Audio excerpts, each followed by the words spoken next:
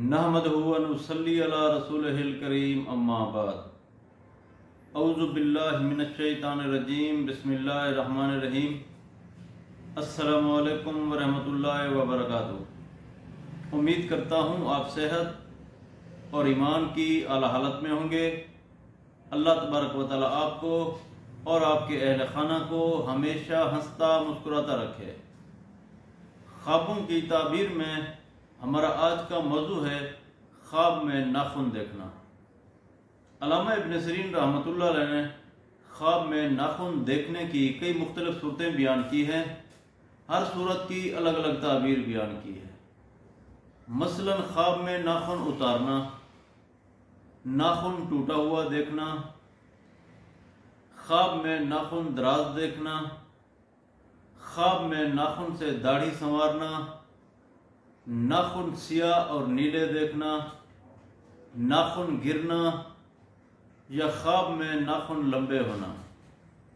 अगर आप इन सूरतों की ताबीर जानना चाहते हैं या इनसे मिलती जुलती किसी और सूरत की ताबीर जानना चाहते हैं तो इस वीडियो को आखिर तक ज़रूर देखें।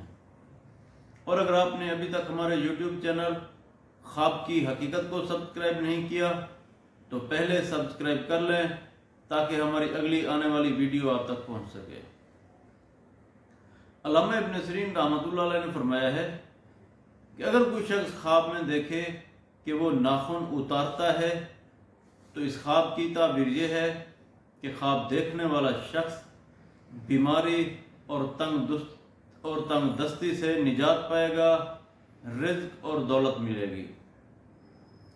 अगर कोई शख्स ख्वाब में देखे कि वो नाखून टूटा हुआ देखता है तो इस ख्वाब की ताबीर यह है कि ये ख्वाब देखने वाले शख्स के लिए नाकामी और नामुरादी का बायस बनेगा, किसी अजीज की दिल शकनी करेगा।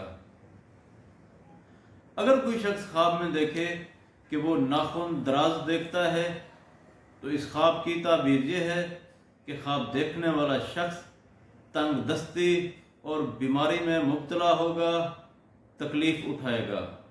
ऐसे शख्स को चाहिए कि वो सदका दे। अगर कोई शख्स ख्वाब में देखे कि वो ख्वाब में नाखून से दाढ़ी संवारता है तो इस ख्वाब की ताबीर यह है कि ख्वाब देखने वाला शख्स अपनी बीवी को बीमार देखेगा। अगर कोई शख्स ख्वाब में अपने नाखून सियाह और नीले देखता है तो इस ख्वाब की ताबीर यह है कि ख्वाब देखने वाला शख्स किसी मुसीबत में फंसेगा। अगर कोई शख्स ख्वाब में ये देखता है कि उसके नाखून गिरे हैं और फिर उग गए हैं और बड़े हुए हैं तो इस ख्वाब की ताबीर यह है कि ख्वाब देखने वाले शख्स के काम बहुत अच्छे होंगे, बहुत सा माल पाएगा। अगर कोई शख्स ख्वाब में देखे कि उसके नाखून लंबे हुए हैं और इतने लंबे हुए हैं कि टूटने का खतरा है तो ये ख्वाब देखने वाले शख्स के लिए बिल्कुल अच्छा नहीं है।